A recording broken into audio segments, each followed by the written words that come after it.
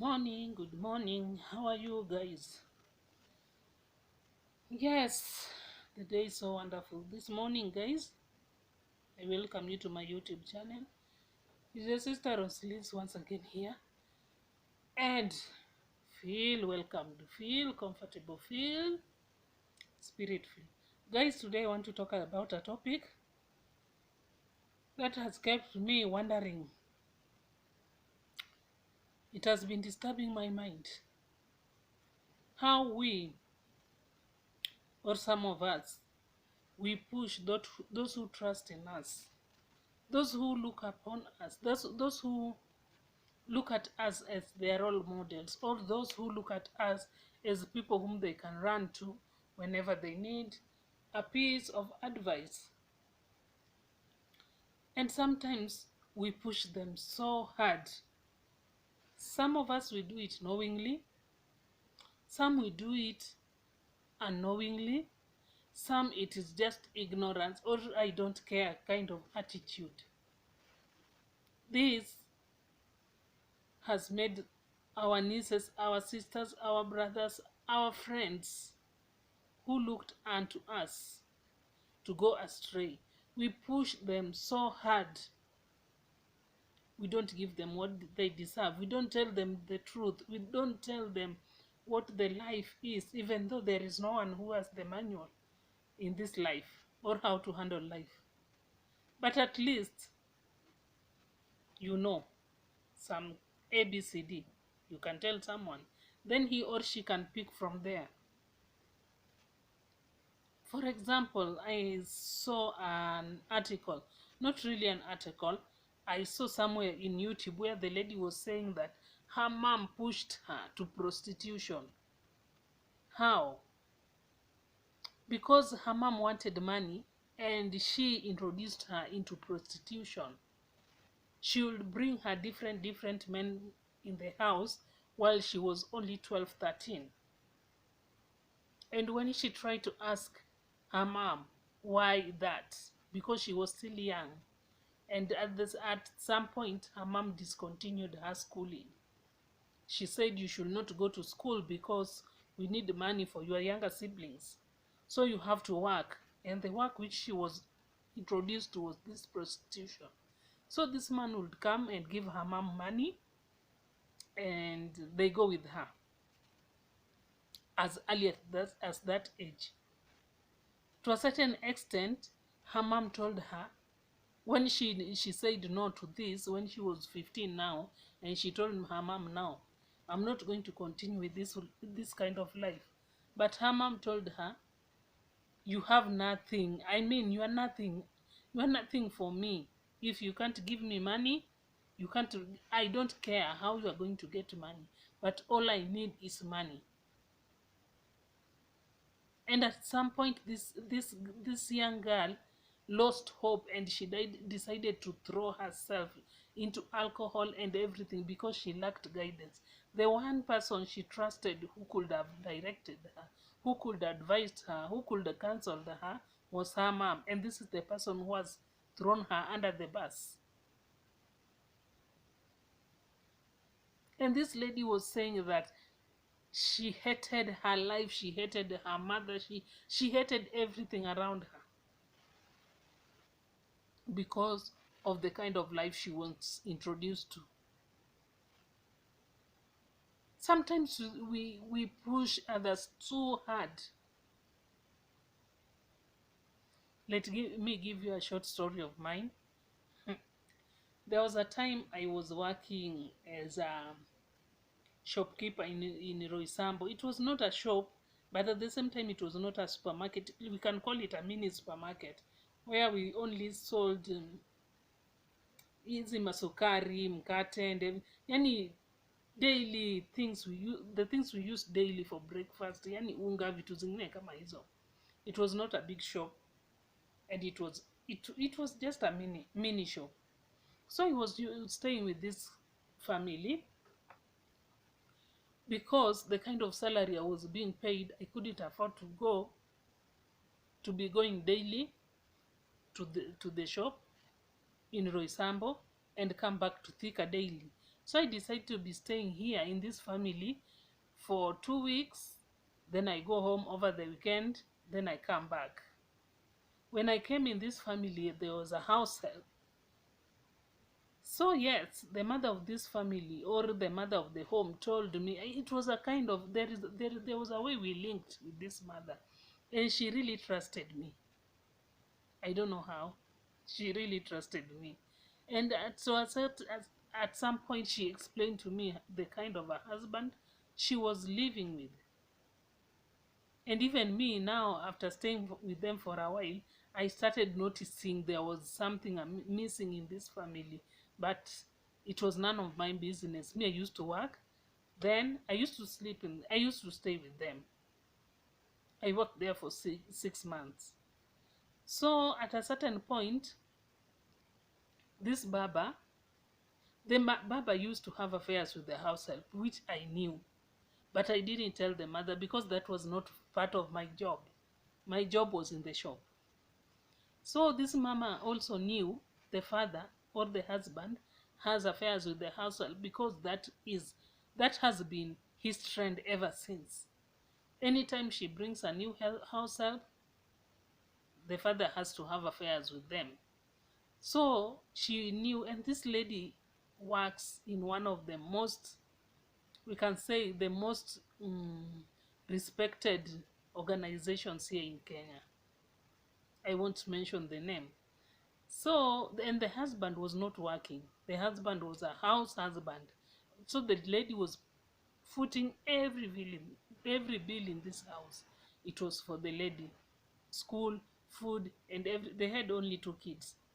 And everything was on this lady. The father was only to eat and sleep and go out.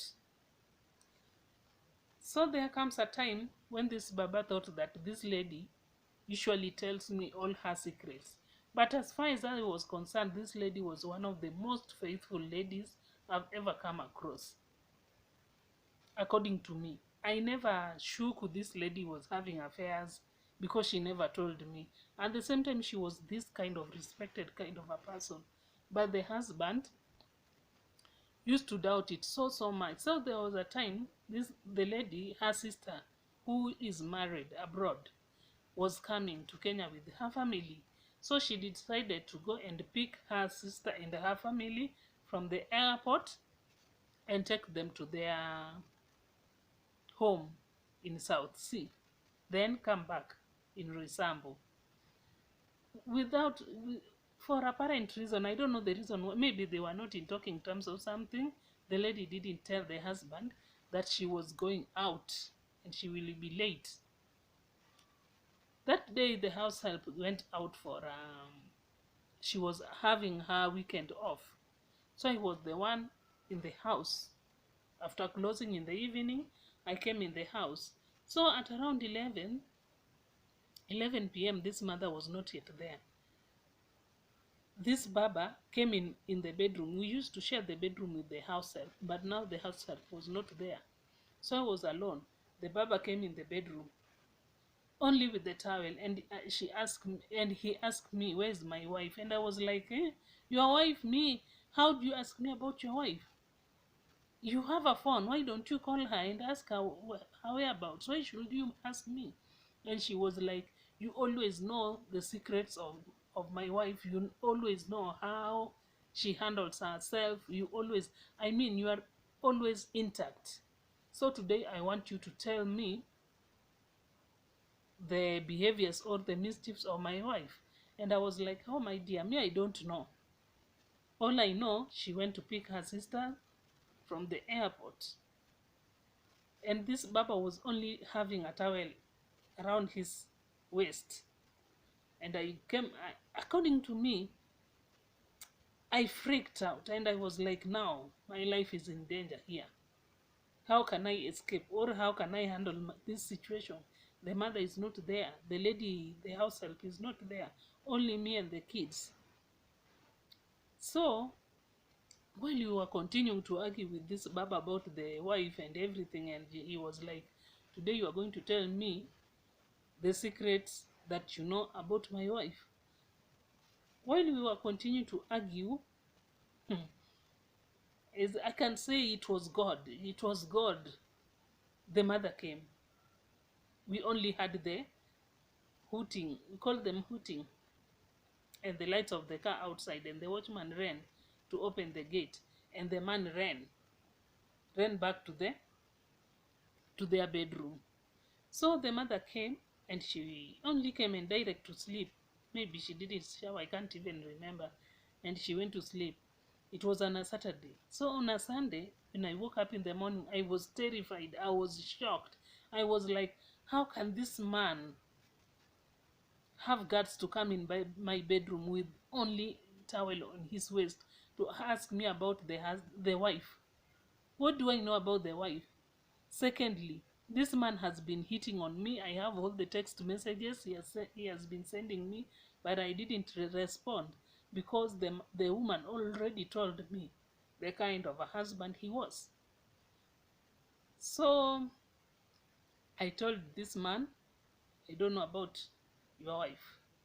And the wife came immediately. So in the morning, that Sunday, when I woke up, I only prepared for the babies' breakfast because they are babies, I love babies, so I couldn't like sit there and wait and see them suffering without breakfast and their mother is still asleep. So by the time their mom woke up, I was already ready. I had packed because I knew here if I keep quiet without telling this lady what is happening or what has happened to me last night, my life is still on danger. If I talk about it, it means my work here is done and dusted. And I was okay with that. So I decided to speak out. And I said, if I speak out and still I can't continue staying here because I've exposed him, I can't continue staying here. I have to go. And I was ready to go. So I called the madam and explained to her what happened. And the husband was also there, but the husband denied it. He said no, he didn't do such a thing. So I told my madam, me, I'm leaving. So tomorrow you better get someone to open the shop for you. Me, I left. That was how I left. But when I told my elder sister about this story, he told me you are just lazy, you don't want to work. Just such a simple thing. How can you terminate your work with that such a simple thing? Hmm? Who told you? Or I felt like my life was in danger, but my sister is here telling me it was a simple thing. I was just lazy, I didn't want to work, and blah blah, a lot of issues. Up to a certain extent I felt like no, maybe maybe I overreacted, but at the same time I was like no, I did the right thing for me at this particular time, because me continue staying there, it meant that I was okay with whatever the man was ready to do. Remember, this man doesn't work. He was home 24 hours. Or maybe he can just leave at 3 p.m. and come back at midnight. That was his routine. But during the day, he's just at home because the wife will foot all the bills. So sometimes he'll come in the shop and tell me he need the money. And if I call the madam, she will tell me give him or not. And this is where we used to collide mostly, because the shop was for the madam. And the madam will tell me to give the man, or she will tell me not to give him the amount he needs because he wants to go out. So he will demand even 5,000 to go out and drink with the friends. And sometimes the wife will tell me, okay, give him. And sometimes the wife will tell me not to give him. And whenever I don't give him the amount he wants, we will be at loggerheads between me and the husband. Instead of confronting the wife, he will confront me. Why should I not give him the money that he wanted? And the woman has said no. So most of the time I was having friction with this man. And this is the point whereby I felt like, no, it has come to beyond my limits.